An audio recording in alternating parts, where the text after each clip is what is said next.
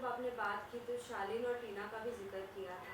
क्या कहना चाहेंगे, क्या सुम्बुल का जो कैरेक्टर जिस तरीके से सभी देखते थे, उनके वजह से उनका उनका लाइक सुम्बुल का कैरेक्टर चेंज दिख रहा है? कितना कुछ, जैसे अभी आपने जिक्र की कि एक व्यक्ति के जिस तरीके से उसे देखा जाता है, लेकिन कुछ लोगों के वैसे कुछ व्यक्ति की देखने की नज़रिया चेंज हो जाता है। आपका इस पे क्या कहना है? देखिए, मैं उसी बात को आपको कह रहा हूं कि सुम्बुल ने फर्स्ट डे से लेकर आज तक अपने आप को क्लियर रखा है। हर जगह उसने साफ साफ कहा है कि मेरा शालीन के साथ महज एक दोस्ती का रिश्ता है, जो डे वन से कहती आ रही, आज तक उसी पे अड़ी हुई है।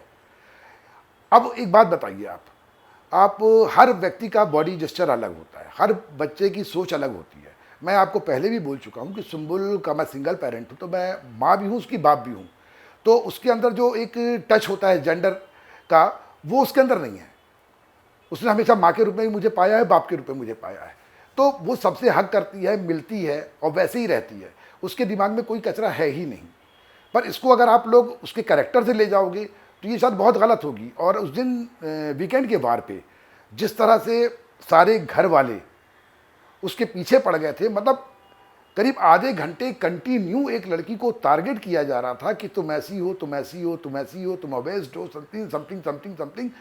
मतलब कुल मिलाकर सब एक टारगेट कर रहे थे कि सुम्बुल किसी तरह से पैनिक हो, क्योंकि सबको मालूम है कि सुम्बुल बहुत काम लड़की है।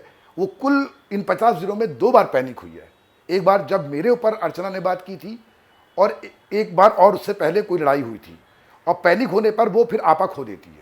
और उस दिन वही कोशिश हो रही थी कि ये पैनिक होकर बोल दे कि हाँ ये है। लेकिन मैं सैल्यूट करता हूँ अपनी बेटी को, उसके पेशेंस को, कि इतना होने के बाद भी, प्रेशर होने के बाद भी वो अपनी बात पे अड़ी रही। और लास्ट में इस पूरे सब्जेक्ट को अलग ही करना पड़ा कि ओके। लेकिन हुआ क्या उसके बाद, जैसे वीकेंड का वार खत्म होता है, अगेन फिर वही चालू। अब वो कैसे जस्टिफिकेशन दे, मेरे को समझ में नहीं आ रहा। वो सुम्बुल क्या करे, अपने माथे पे लिख दे। हर तरह से शालीन आके उसको क्लियरली उसके सामने बोल रहा है कि हाँ बेटा, हमारे बीच में कुछ भी नहीं है। और वो भी कह रही है कुछ भी नहीं है, लेकिन उसके बावजूद भी फिर वही एक टारगेट। और बार बार मैं उसकी ज़िंदगी नरक बना दूंगी, मैं ये कर दूंगी, मैं वो कर दूंगी। डे फर्स्ट से लेकर अभी तक एक 19 साल की लड़की से आप इतना घबरा क्यों रहे हो? वो अपना गेम खेल रही है शांति से, आप अपना गेम खेलो। उसकी गलती ये है कि उसने आपको अपना मान लिया।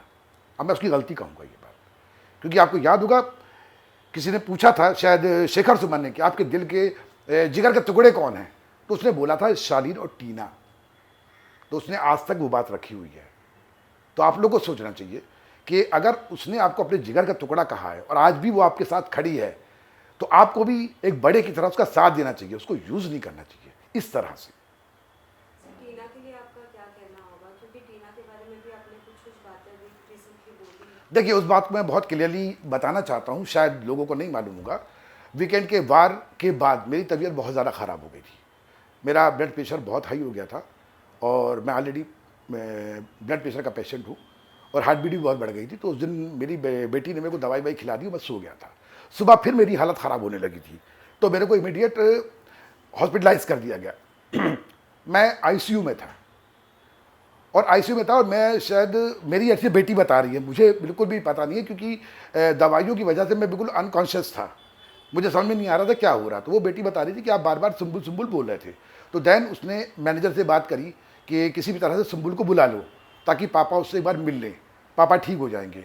अब उनके बीच में क्या बात हुई मुझे कुछ भी नहीं पता। उसके बाद वो पूरे 24 घंटे होने के बाद मैं हॉस्पिटल में एडमिट रहा, और लगभग नींद बेहोशी की हालत में था। आधा बोल रहा था, आधा नहीं बोल पा रहा था। उसके बाद अचानक सानिया ऐसा बता रही है मुझे, मेरी बेटी, कि उसने लाके मोबाइल दिया कि आप अप्पी से बात करो, और मैंने उससे बात करी। उसके बाद फिर मैं हॉस्पिटल में रहा, मुझे कुछ भी नहीं पता। देन जब मैंने थोड़ा जब नॉर्मल हुआ मैं, उसके बाद मैंने देखा कि प्रोमो में मेरी आवाज़ आ रही है। तो मैंने सानिया से पूछा, बेटा क्या है? तो बोले पापा, जो आपने फ़ोन पे बात की थी ये वो है। उसके बाद जब मैं डिस्चार्ज होके आया घर, जाके फिर मैंने पूरा एपिसोड देखा, तो पूरा कन्वर्सेशन सुना। उसके बाद मैंने सानिया से पूछा, बेटा क्या यही सब मैंने बोला है? तो उसने बताया हाँ पापा। फिर मुझे खुद बहुत अजीब लगा, स्पेशली 2 शब्दों के लिए। एक जो पर्टिकुलर शब्द पे बहुत हाय तौबा मची हुई है कि मुंह पे लात मार देना, और एक औकात।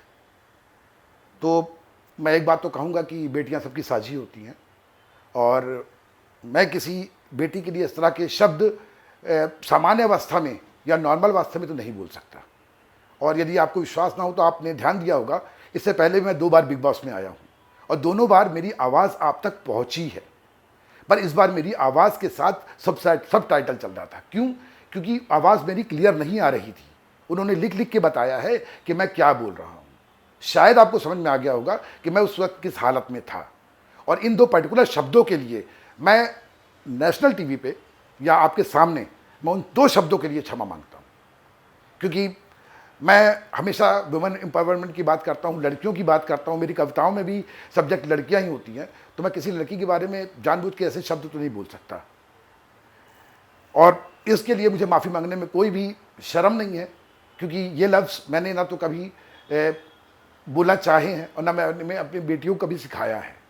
अनकॉन्शियसली हो सकता है मेरे मुंह से निकल गए हों, उसके लिए मैं क्षमा मांगता हूँ। लेकिन एक बात और कहना चाहूँगा, और स्पेशली टीना की मम्मी से।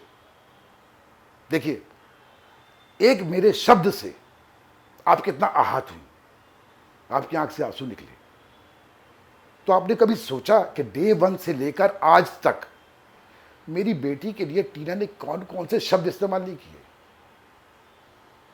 कभी लगा आपको कि एक बंदा जो सिंगल पेरेंट है, जो माँ भी है बाप भी है, उसके दिल पे क्या बीत रही होगी? कम से कम आप बड़ा दिल दिखाकर एक बार मुझको फ़ोन करके बोलती कि मेरी बेटी ऐसा बोल रही है, उसके लिए क्षमा। और मेरे एक शब्द से हाहाकार मच गया है।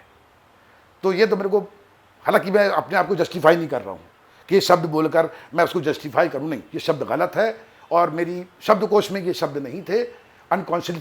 अनकॉन्शियस हालत में मेरे साथ ये हुआ है, उसके लिए मैं क्षमा मांगता हूँ। लेकिन जिस तरह से आज भी, इतना होने के बाद भी आपकी बेटी, मेरी बेटी का बोल रही कि मैं इसका जीवन नरक कर दूंगी, तो मेरे को लगता है कि मैं एक शब्द के लिए आके माफ़ी मांग रहा हूँ, तो आपको 50 दिन के हर शब्दों के लिए माफ़ी मांगना चाहिए। सर, आपसे ये भी जानना चाहेंगे, हाँ, हाल ही में हमने देखा टीना की मम्मी ने और भी बहुत सारे बयान दिए हैं एक वीडियो के जरिए, जहां उन्होंने कहा है कि हमारे साथ ये नाइंसाफ़ी है। जहां सुम्बुल के डैड को 2 बार चांस दिया गया, वो अपनी बेटी से बात कर सकते हैं, उन्हें समझा सकते हैं, तो हम क्यों नहीं? आप इस पर कुछ कहना चाहेंगे? हाँ, मैं इस पर कहना चाहूँगा। सबसे पहले तो मैं कलर्स का, एंडेमॉल का, बिग बॉस का और सलमान खान का दिल से शुक्रिया अदा करता हूँ, क्योंकि उन्होंने आउट ऑफ द वे जाकर एक पिता की भावना को समझा और मुझे मौका दिया। पर ये बायस होना नहीं है, क्योंकि उन्हें भी दिख रहा था कि एक 18 साल की लड़की अंदर आई है और वो बहुत कंफ्यूज हो गई है, क्योंकि जिस तरह से उन्होंने उसके बारे में देखा था, इमली में देखा था, स्टार परिवार में देखा था, वो वही चाह रहे थे कि वैसी ही लड़की हमारे आए और धमाल मचाए।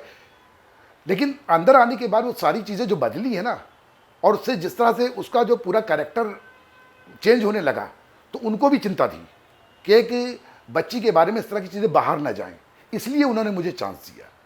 अगर इस तरह की चीज़ मेरे ख्याल से अगर किसी और के साथ भी होती और उसके पेरेंट्स बोलते, रिक्वेस्ट करते, तो मुझे लगता है कि बिग बॉस इतने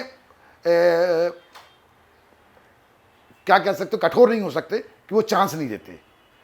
तो अरे यार, हाँ, उसको चांस कभी मतलब अगर आप उनसे रिक्वेस्ट करते तो बिग बॉस उनकी भी बात मानते। लेकिन वहाँ पे सारी चीज़ें जो हो रही थी वो सुम्बुल के साथ हो रही थी। और रही बात टीना की, तो टीना बहुत एक्सपीरियंस्ड है, 15-20 साल का एक्सपीरियंस है उसको, और सुम्बुल महज 2 साल का एक्सपीरियंस है उसको। और भी बहुत शब्द कहे उन्होंने। मैंने टीना की मम्मी की पूरा कन्वर्सेशन सुना है कि मैंने गालियाँ बकी हैं, पता नहीं क्या क्या। तो देखिए मैडम, मैं बता रहा हूँ कि मैं उस प्रकृति का इंसान ही नहीं हूँ, क्योंकि हमने तो शायद बचपन से ही पढ़ा है कि यत्र नारी पूज्यन्ते तत्र रमन्ते देवता। जहाँ पे नारी की पूजा होती है वहाँ देवता बसते हैं। तो मैं तो खुद उसी हृदय का इंसान हूँ। मैं तो हमेशा बेटियों को सर पे लेके चलता हूँ, तो मैं ऐसा तो कभी कर नहीं सकता। हाँ, अगर डे 1 से लेकर आज तक अगर मेरी बेटी ने एक भी लफ्ज़ किसी के भी बारे में कहा होता या एक भी ऐसा शब्द जो शायद आपको बुरा लगता है, एक भी शब्द आप बता दीजिए, मैं आपके चरणों में लेट जाऊंगा। लेकिन आप मेरी बेटी के संस्कारों पे आवाज़ उठा रही हैं, तो कम से कम पूरे एपिसोड एक बार दिल से देखिए और एक माँ की तरह देखिए, फिर आप बताइए, फिर आप जो कहेंगी वो मानने को तैयार हो।